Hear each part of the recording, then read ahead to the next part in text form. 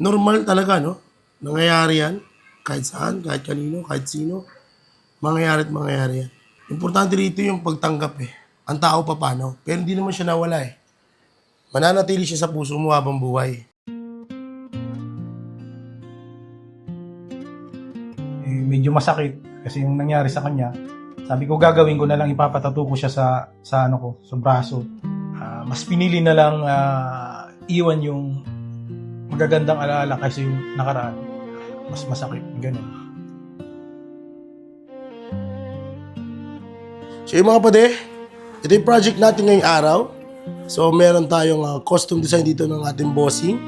So meron tayong portrait dito ng kanyang misis, tapos siya po ay naka-gay siya. And then dito mga pade, itong design na to ay si bossing na rin po talaga yung nag-suggest. And then tayo naman po, ang ginawa naman natin ay inadliban natin to.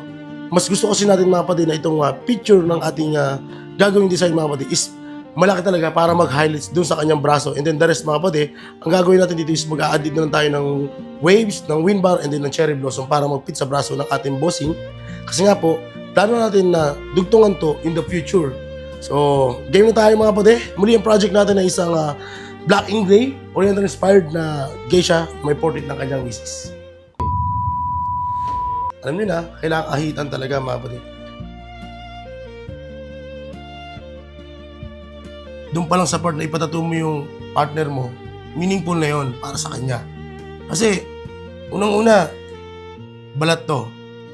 Alam natin na may mga pagkakataon na nag-iisip ng hindi maganda yung mga partner natin. So ngayon gagamit na tayo ng kulay blue para i-finalize natin yung ating ginawang ad-lib. Pero kung may isang bagay tayong ipapamarka sa balat na magpapatunay ng pagmamahal, ito na yung mga mukha nila. Hindi yun natatanong, meron din akong portrait ng asawa ko. Yan. Meron din ako yung mga anak ko. So yung mga boss, ito yung project natin ngayong araw. Meron tayong half sleeve black and gray na oriental mga pati. At ang concept po ng ating bossing is geisha na may portrait po ng kanyang misis. So katulad po na nabanggit natin mga pati, nakita nyo naman po no, step by step kung paano natin binuo yung pyesa ng ating bossing. At itong request ng bossing natin from KSA. Kinakabahan ka ba, bossing? Hindi naman. Hindi naman. Excited lang. Excited lang. Excited lang. So, grabe naman si bossing. Sobrang excited, nabubulol-bulol na. So, muli, ang project natin ay isang black and gray, oriental. At game na tayo. Okay. Okay. Hinanda ko lang yung pyesa na gagamitin. Parang nag-drop ako ng pyesa para kay Idol.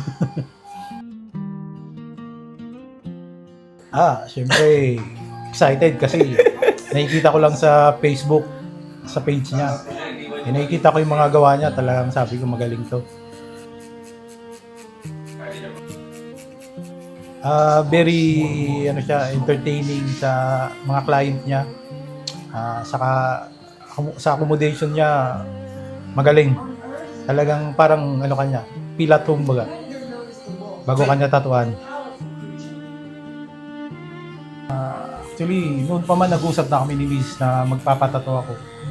Ayaw niya pumayag kasi hindi niya daw gusto na may tato. Kaso, ayun, nagkaroon siya ng sakit na di inaasahan, biglaan. Nagkaroon siya ng AL type leukemia. So, nag-diagnose siya for almost 1 month. Ganun, nakipaglaban siya sa sakit na yun. At for January 2, ayun, medyo di na kinaya.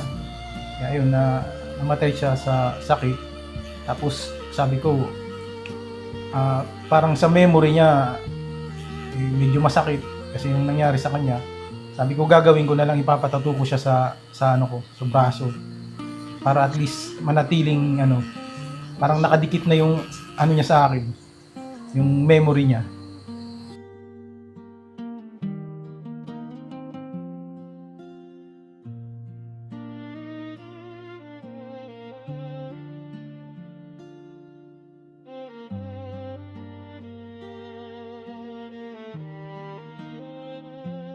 Actually, mas mahirap yung pinagdaanan ng misis ko kasi gusto niyang survive kasi may anak kami. Pero yung kusang katawan niya na lang yung bumibigay.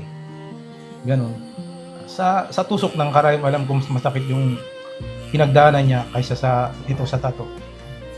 Kasi nakikita ko kaliwat kanan, namamagay yung braso, palipat-lipat. Ganun.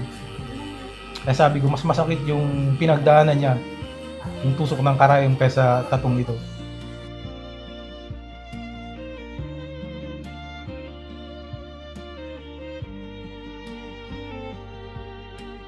Masakit talaga, pero syempre, kailangan natin mag-move forward kasi may anak tayo. Ganun. Mas pinili na lang iwan yung magagandang alaala kaysa yung nakaraan. Mas masakit, ganun.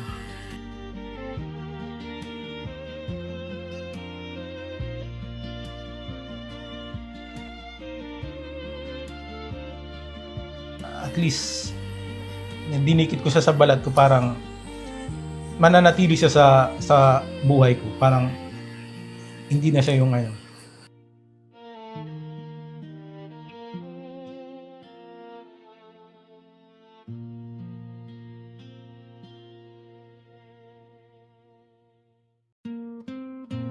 Hindi ko malilimutan alaala. Nagkaroon kami ng anak, 2 lang kami sa hospital na inaalagaan namin, gano'n.